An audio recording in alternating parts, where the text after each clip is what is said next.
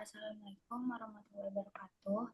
Kami dari kelompok 2 akan mempresentasikan mengenai analisis biomekanika dan kinesiologi kruk. Di sini anggotanya ada Dina, Atifa, Farsha, dan Rahmat.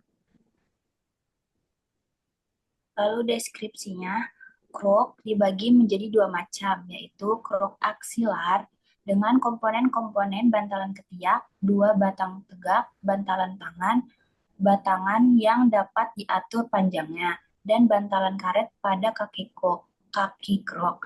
Lalu yang kedua itu kruk lengan bawah dengan komponen-komponen berupa bantalan lengan bawah dan pengikat lengan bawah, bantalan tangan, satu batang tegak, dan ujung karet pada kaki kruk.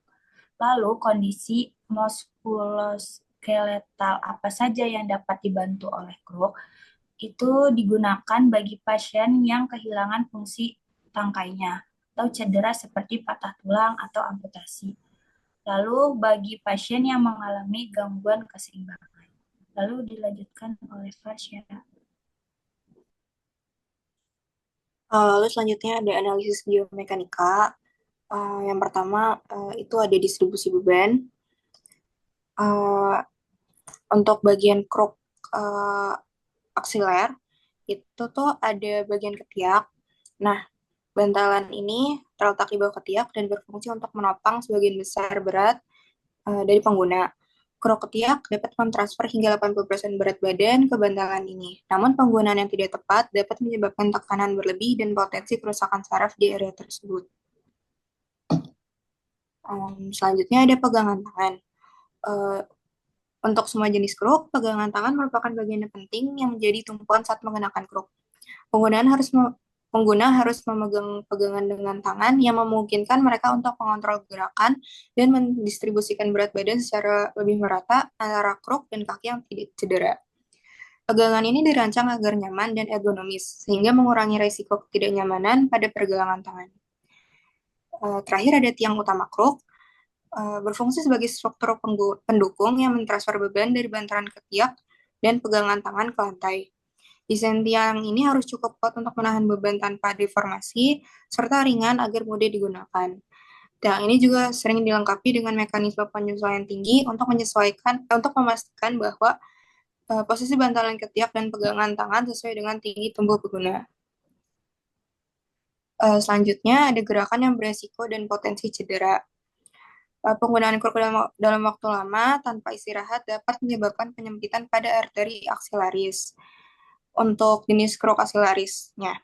Lalu untuk akibat beban yang terus-menerus ditanggung di area ketiak, ini dapat mengarah pada rasa sakit dan kelelahan otot.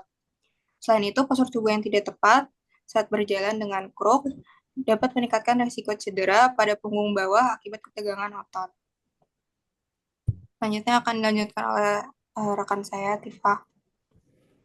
Selanjutnya ada dampak kinesiologi terhadap tubuh. Yang pertama ada peningkatan beban pada ekstremitas atas.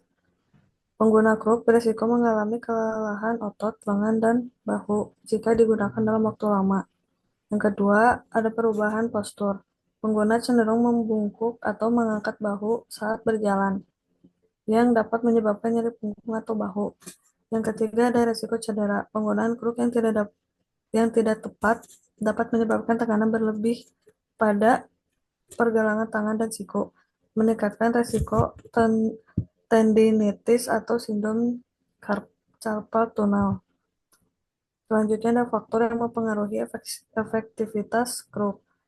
Tinggi kruk harus sesuai dengan tinggi pengguna untuk menghindari stres berlebih pada bahu dan pergelangan tangan. Terus ada teknik penggunaan. Latihan yang benar membantu mengurangi risiko kelelahan otot dan cedera. Yang terakhir ada kondisi medis pengguna. Faktor seperti kekuatan otot dan keseimbangan individu juga mempengaruhi efektivitas penggunaan kruk. Selanjutnya akan dibahas oleh Rahmat. Untuk rekomendasi perbaikan, yang pertama sesuaikan ukuran tongkat kruk. Tongkat kruk dapat diatur ukuran tingginya. Hal ini untuk memudahkan Anda untuk menyesuaikannya dengan tinggi badan. Pastikan bahwa Anda mengaturnya dengan benar. Dengan cara berikut, bagian paling atas tongkat yang digunakan sebagai bantalan ketiak harus berjarak 2 jari dari ketiak Anda. Bagian pegangan tongkat tepat berada di sebelah telapak tangan atau untuk pegangannya. Yang kedua, jangan lupa untuk periksa bantalan yang terpasang pada tongkat. Hal ini harus Anda lakukan sebab jika tidak Anda akan terasa kurang nyaman ketika menggunakan tongkat kruk tersebut. Bantalan di bagian ketiak harus lembut. Pastikan juga bantalan tongkat yang paling bawah yang bergesekan dengan lantai tidak aus sehingga menjadi licin. Yang ketiga, jangan terlalu lama menggunakan kruk agar tidak terlalu capek. Risiko cedera pada punggung bawah akibat ketegangan otot sebaiknya berhenti sejenak untuk duduk agar mengurangi sakit dan kelelahan otot. Itu saja yang dapat kelompok 2 sampaikan. Kurang dan lebihnya mohon maaf.